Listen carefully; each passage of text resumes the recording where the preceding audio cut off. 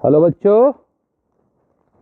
आपका हमारे चैनल चौहान भैया तर्रा वाले में स्वागत है। बच्चों आज हम लोग जो है कक्षा 7 के इतिहास की पाठ्य पुस्तक हमारा इतिहास और नागरिक जीवन का पाठ 4 तुगलक काल के बारे में पढ़ेंगे। बच्चों तुगलक काल जो है 1320 ईस्वी से लेके 1412 ईस्वी तक कितने वर्ष रहा बच्चों ये तुगलक काल?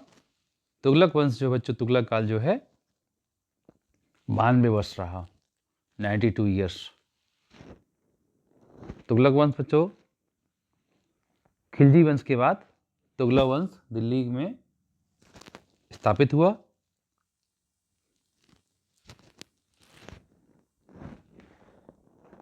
खिलजी वंश के बाद दिल्ली में तुगलक वंश का शासन स्थापित हुआ। तुगलक वंश के शासकों ने दिल्ली सल्तनत का विस्तार सुदूर दक्षिण तक कर दिया। मतलब इन्होंने खिलजी वंश के जो जहाँ तक था दिल्ली का शासन उससे भी जो है दूर दक्षिण तक कर दिया। इस वंश के शासकों ने राज्य के विस्तार के साथ साथ प्रजा हित के कार्यों जैसे सड़क, पुल, नहर, चिकित्सालय आदि के निर्माण पर विशेष ध्यान दिया। मतलब इस वंश के जो शासक थे उन्होंने सार्वजनिक चीज़ों के विकास पर भी ध्यान दिया। बच्चों देखते हैं इस वंश का स्थापक कौन था। बच्चों गयासुद्दीन तुगलक। गयासुद्दीन तुगलक 1320 ईस्वी से लेके 1325। ज़्यादा लंबा तो शासनकाल नहीं था इसका, मात्र 5 वर्ष ही ये दिल्ली सल्तनत के शासनकाल में रहा। लेकिन तुगलक वंश का प्रथम शासक गयासुद्दीन तुगलक था। इस बात को अच्छा नोट करिए कि विभिन्न प्रतियोगी परीक्षाओं में आता है कि तुगलक वंश का संस्थापक कौन था? गयासुद्दीन तुगलक। कौन था बच्चों? गयासुद्दीन तुगलक।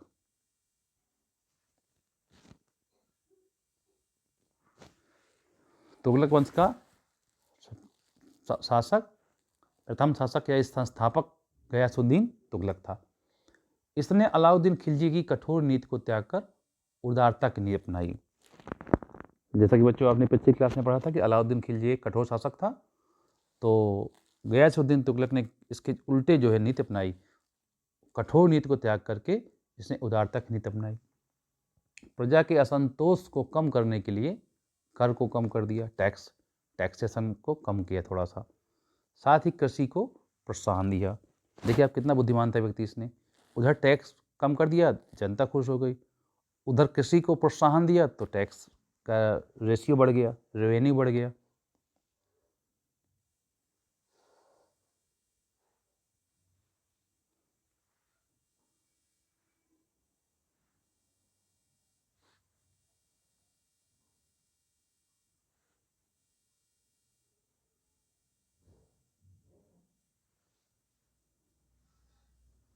मोहम्मद बिन तुगलक। गयासुद्दीन तुगलक के बाद उसका पुत्र मोहम्मद बिन तुगलक बैठा दिल्ली सल्तनत पर। इसका शासनकाल 1325 ईस्वी से लेके 1351, 26 साल रहा। कितने साल रहा बच्चों? 26 साल। गयासुद्दीन तुगलक के बाद मोहम्मद बिन तुगलक बैठा। और बच्चों ये दिल्ली सल्तनत का काफ़ी बुद्धिमान और पढ़ा लिखा शासक था। बुद्धिमान और पढ़ा लिखा शासक था, लेकिन किस्मत का धनी नहीं था ये, क्योंकि इसने जो भी निर्णय लिए वो प्रासंगिक होते हुए भी अप्रासंगिक बन गए, सही तरीके से लागू नहीं हो पाए, और वो जो है नुकसान ही हुआ इसका। चलिए बच्चों इसके बारे में पढ़ते हैं आगे। मोहम्मद बिन तुगलक। मोहम्मद बिन तुगलक। गयासुद्दीन तुगलक की मृत्यु के बाद उसका पुत्र जौना खां। देखिए बच्चों मोहम्मद तुगलक का नाम जो है जौना खां भी था। मोहम्मद बिन तुगलक के नाम से 1325 सुल्तान बना। इन्हें दिल्ली सल्तनत का सबसे विद्वान सुल्तान माना जाता है। जैसे कि बच्चों अभी हमने आपको बताया कि बहुत ही विद्वान शासक था। इन्हीं के शासनकाल में मोरक्को के यात्री इब्न बतूता, इसको जरूर याद कीजिए बच्चों, इब्न बतूता भारत आया। इब्न बतूता ने अपनी पुस्तक रेहला, कौन सी पुस्तक लिखी? रेहला में भारत यात्रा का वर्णन किया। तो बच्चों मोहम्मद बिन तुगलक किसका पुत्र था? गयासुद्दीन तुगलक का। किसका पुत्र था बच्चों? मोहम्मद बिन तुगलक गयासुद्दीन तुगलक का पुत्र था। गयासुद्दीन तुगलक कौन था बच्चों? गयासुद्दीन तुगलक तुगलक वंश का संस्थापक और प्रथम शासक था। उसका पुत्र का नाम क्या था? जौना खां। क्या नाम था? जौना खां। जौना खां किसके पुत्र का नाम था? गयासुद्दीन के पुत्र का नाम जौना खां था।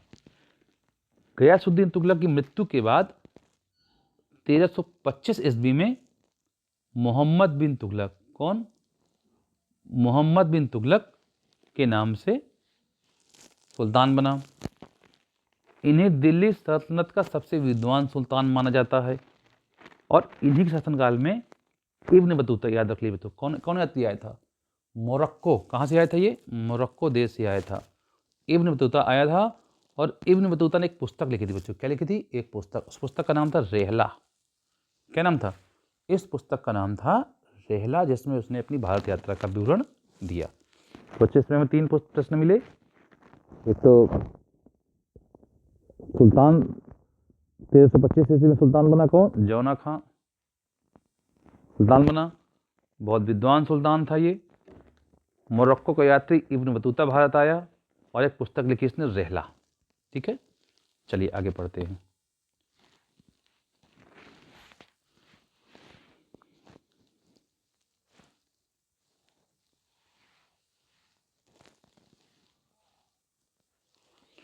तुगलक साम्राज्य की योजनाएं। सुल्तान ने साम्राज्य की प्रगति और सुव्यवस्था के लिए कई नवीन योजनाएं चलाईं, जिससे आर्थिक सुधार हो सके। सुल्तान के द्वारा चलाई गई ये योजनाएं प्रायः असफल रहीं, क्योंकि उनको सही तरीके से लागू नहीं किया गया। ये योजनाएं न्यूनतम थीं। जो जैसा कि मैंने आपको पहले बताया कि सुल्तान तो बुद्धिमान था, योजनाएं भी सही थीं, लेकिन उनका टैक्स सही तरीके से लागू नहीं हुआ। तो क्या जरूरी है बच्चों? योजना का अच्छा होना तो जरूरी है ही है, साथ में योजनाओं को लागू करने के लिए सिस्टम सही होना बहुत जरूरी है। जैसा कि अभी आप देखिए, अभी हाल ही में आपके नोटबंदी लागू की गई थी प्रधानमंत्री जी के द्वारा, लेकिन वो पूरी तरह से सफल नहीं हो पाई क्योंकि सिस्टम ने साथ दिया, सिस्टम ने गड़बड़ कर दी। इसी प्रकार बहुत सारी योजनाएं चली जो कि सिस्टम न साथ होने की वजह से लोगों को सही लाभ नहीं मिल पाता और योजनाएं वो असफल जाती हैं अच्छी होते हैं के बावजूद भी। तो दोआब में कर वृद्धि। पहली योजना क्या थी बच्चों? दोआब। दोआब का जो क्षेत्र था वो बहुत ही उपजाऊ था। दोआब का मतलब क्या हुआ? 2 नदियों के बीच का प्रदेश, गंगा और जमुना के बीच का प्रदेश दोआब। राज्य की आय बढ़ाने के लिए मोहम्मद बिन तुगलक ने गंगा एवं यमुना के बीच समृद्ध एवं उर्वरक भूमि दोआब में कर बढ़ाने का प्रयोग किया। उसने वहां भूमि कर में वृद्धि की तथा कुछ अन्य करों की भी वसूली शुरू कर दी। जिस समय यह कर लगाया गया उस समय वहां भयानक अकाल पड़ा था, किंतु निरंकुश शासक के भय से अधिकारियों ने सुल्तान को इसकी जानकारी नहीं दी एवं बढ़े कर की वसूली जारी रखी। अतः खेती बर्बाद हो गई और किसान अपने घर छोड़कर जंगलों में छिप गए। इन कारणों से कर देने से इनकार कर दिया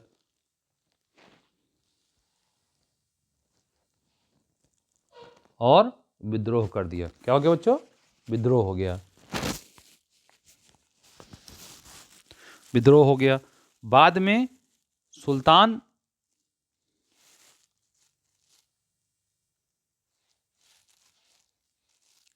ने राहत के लिए बीज व ऋण की व्यवस्था भी की, किंतु तब तक काफी विलंब हो चुका था।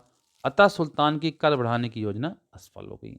देखा बच्चों, चूंकि संपन्न प्रदेश था, कर अगर हिसाब से बढ़ाया था तो किसान उसको थोड़ा एडजस्ट भी कर लेते, लेकिन जब चूंकि कर बढ़ाया गया कि घोषणा की गई, जिस साल लागू किए गए उसी साल सूखा पड़ गया, इसकी जानकारी अधिकारियों ने सुल्तान को नहीं दी और ये योजना पूरी तरह से विफल हो गई। बच्चों, इसकी अगली महत्वाकांक्षी जो योजना थी वो थी राजधानी परिवर्तन। राजधानी परिवर्तन वस्तुतः एक द्वितीय राजधानी की योजना थी।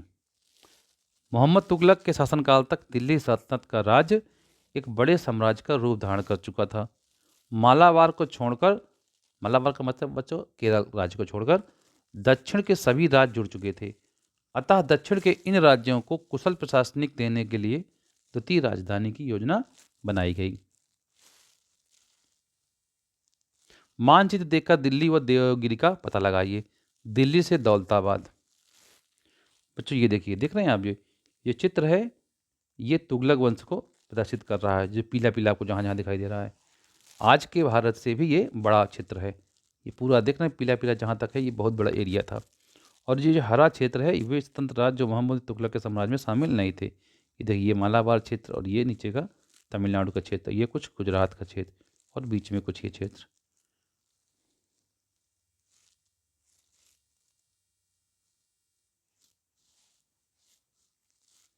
सुल्तान ने दिल्ली के स्थान पर देवगिरी को राजधानी बनाने का विचार बनाया। देवगिरी का नाम दौलताबाद रखा गया। दिल्ली से दौलताबाद जाते समय लोगों को रास्ते में कष्ट न हो, इसलिए राज्य द्वारा सुविधाएं भी दी गई थीं।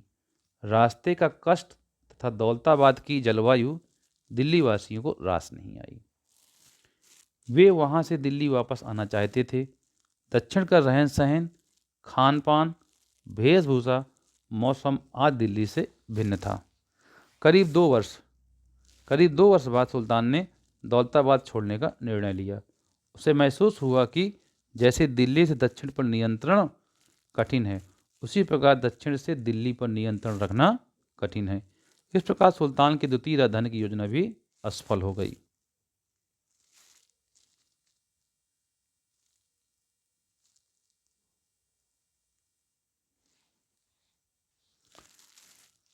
इसी प्रकार अंग्रेजों ने भी दिल्ली के साथ शिमला को अपनी द्वितीय राजधानी के रूप में विकसित किया था।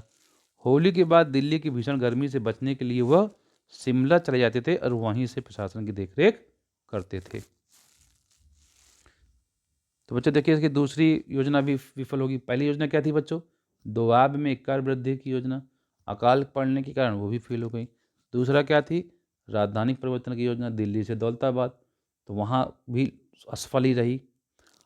और इसका जो अगला बच्चों था निर्णय, सांकेतिक मुद्रा का प्रचलन। सांकेतिक मुद्रा का प्रचलन।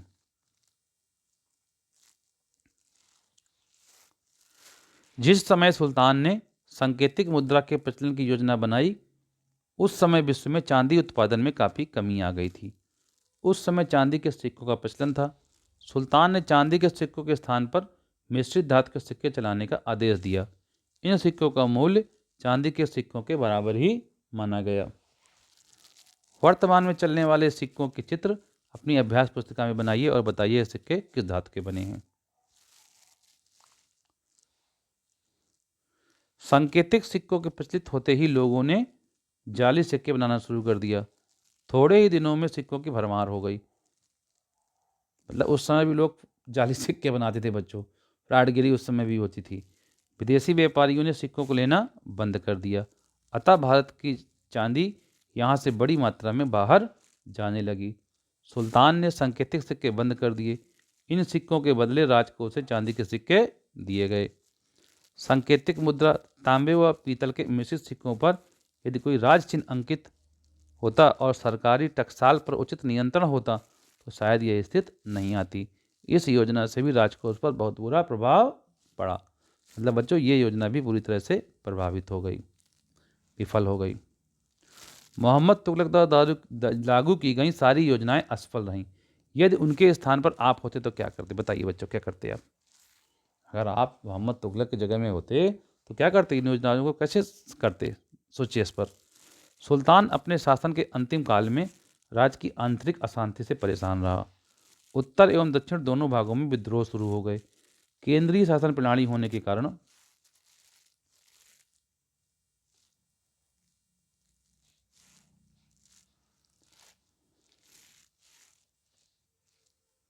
सुल्तान दोनों स्थानों पर पूर्ण नियंत्रण न रख सका। दक्षिण में 2 नए राज्यों विजयनगर तथा बहमनी राज्य का उदय हुआ। पूर्व में बंगाल स्वतंत्र हो गया। सुल्तान अपने शासन के अंतिम 16 वर्षों तक विद्रोहों को शांत करने में एक तरफ से दूसरी तरफ भागता रहा। सिंध में विद्रोह के समय मोहम्मद बिन तुगलक बीमार पड़ गया और 1351 ईस्वी में वहां उसकी मृत्यु हो गई। मोहम्मद बिन तुगलक के बाद उसका चचेरा भाई, मोहम्मद बिन तुगलक के बाद उसका चचेरा भाई फिरोज शाह तुगलक 1351 ईस्वी में गद्दी पर बैठा। 1351 से लेके 1388, कितने साल बच्चों? 27 साल। कितने साल बच्चों रहा? 27 साल शासन किया। 1351 ईस्वी में मोहम्मद बिन तुगलक की मृत्यु के बाद उसका चचेरा भाई फिरोज तुगलक दिल्ली का सुल्तान बना। मोहम्मद तुगलक के शासन के अंतिम काल में साम्राज्य के विभिन्न भागों में बार बार विद्रोह हो रहे थे। अतः गद्दी पर बैठते ही सुल्तान के लिए पहली समस्या यह थी कि विद्रोहों को शांत कर साम्राज्य के विघटन को कैसे रोका जाए। इसके लिए उसने अमीरों, सेना तथा उलेमा वर्ग को संतुष्ट करने का प्रयास किया और इस्लाम के नियमों के अनुसार राज प्रशासन चलाया।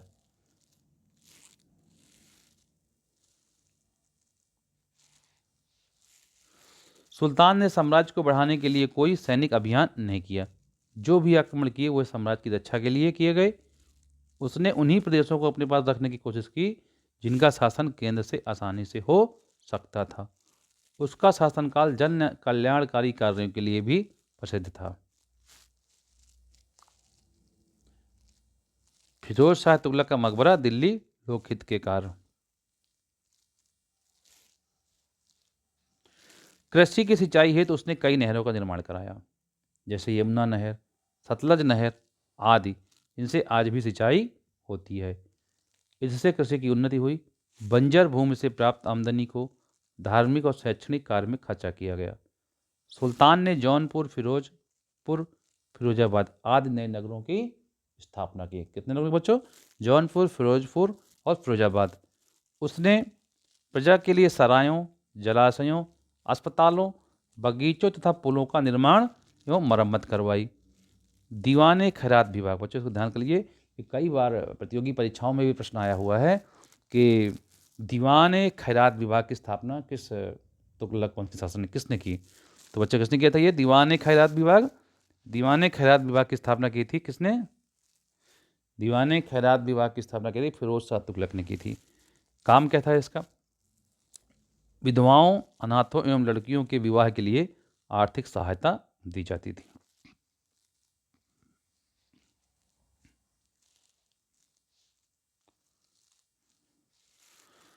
विधवाओं, अनाथों एवं लड़कियों के लिए विवाह के लिए आर्थिक सहायता। सरकारी खर्च पर योग्य वैद्यों द्वारा औषधियां एवं भोजन दिए जाने की भी व्यवस्था की थी। किसने? फिरोज शाह तुगलक ने। बेरोजगारों को नौकरी देने हेतु सर्वप्रथम एक रोजगार कार्यालय स्थापित किया। पूर्ववर्ती शासकों द्वारा दी जाने वाली कठोर यातनाओं को बंद किया गया। लोकहित के कार्यों के कारण फिरोज तुगलक को याद किया जाता है। मतलब उसने सार्वजनिक क्षेत्र के में काफ़ी कार्य किया, जन कल्याणकारी योजनाओं को लागू किया। देखिए, रोजगार कार्यालय की स्थापना भी की, वो भी अपने एक समय से आगे था वो।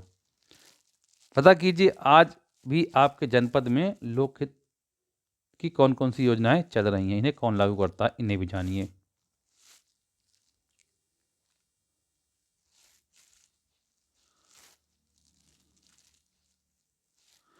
फिरोज तुगलक ने अशोक के 2 स्तंभों दिल्ली मंगवाया।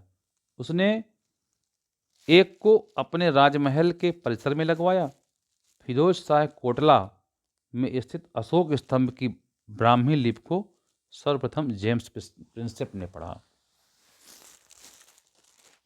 फिरोज शाह कोटला में स्थित अशोक स्तंभ की ब्राह्मी लिपि को सर्वप्रथम जेम्स प्रिंसेप ने पढ़ा था। स्वच्छता के 7 आयाम: मानव मल का सुरक्षित निपटान, व्यक्तिगत स्वच्छता, पीने के पानी का रखरखाव, घर एवं भोजन की स्वच्छता, कूड़ा करकट का सुरक्षित निपटान एवं बेकार पानी की निकासी, ग्रामीण स्वच्छता।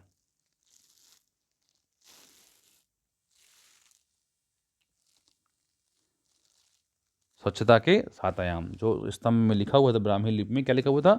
स्वच्छता के 7 आयाम: मानव मल का सुरक्षित निपटान, व्यक्तिगत स्वच्छता, पीने के पानी का रखरखाव, घर एवं भोजन की स्वच्छता, कूड़ा करकट का सुरक्षित निपटान, बेकार पानी की निकासी एवं ग्रामीण स्वच्छता। बच्चों यहाँ पे कुछ शब्दावली आई हुई है, उनको हम लोग देखिए पढ़ते हैं। दोआब, तो दोआब का बच्चा मतलब क्या है? दोआब का मतलब है 2 नदियों के बीच का छेद, जैसे गंगा और जमुना का दोआब। टकसाल, टकसाल क्या है? जहाँ मुद्रा लाई जाती है, जहाँ मुद्रा बनाई जाती है। सांकेतिक मुद्रा, तांबे व पीतल के मिश्रित धातु से बनी मुद्रा जिसका मूल्य चांदी के सिक्के के बराबर होता था। दीवाने खैरात विभाग, जरूरतमंदों को आर्थिक सहायता प्रदान करने वाला विभाग।